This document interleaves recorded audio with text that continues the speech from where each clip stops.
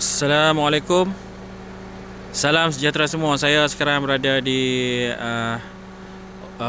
pusat PMG Lakar Selatan, Pusat Mengumpul Getah Federal Lakar Selatan.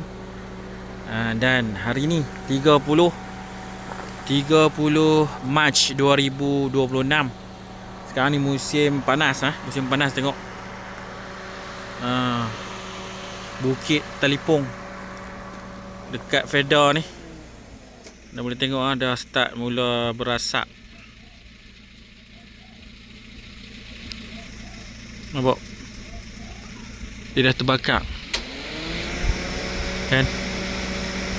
Musim panas ni kan. Jadi kena hati-hati lah.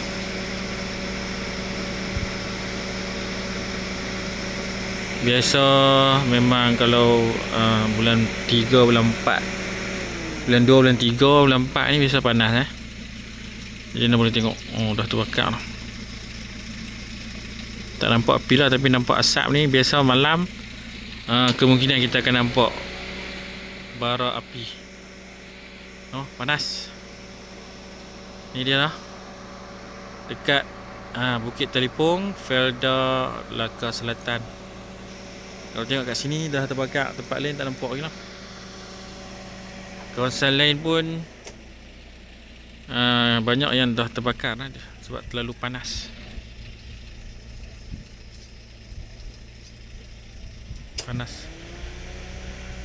Suhu terlalu panas, memang risiko kebakaran tu tinggi. Jadi kita kena hati-hati lah. Tak tahulah apa yang ada kat atas ni. Saya pun tak pernah naik bukit ni. Tengok, tengok ada burung-burung terbang tu kan. Nampak? Tu bukan burung. Dia punya abu lah tu.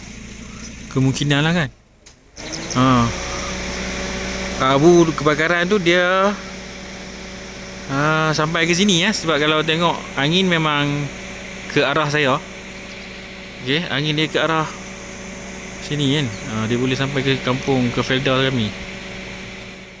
Jadi itulah sebuah sedikit perkongsian saya berkenaan dengan status masa di Felda Lakar Selatan. Yang sekarang ni saya duduk di atas bukit sikit ni.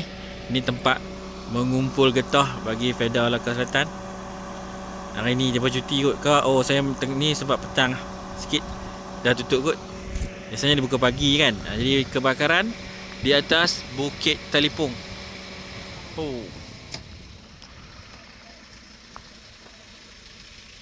Cuaca memang panas terik Okey, saya rasa lebih kurang dekat 2 bulan dah tak hujan kawasan ni. Pokok hujan macam ada kan. Harap ada hujan lah. Kalau dah masuk balik hujan ni, alhamdulillah. Saya rasa kalau hujan, insya-Allah lah kebakaran kat atas bukit tu mungkin akan dipadamkan.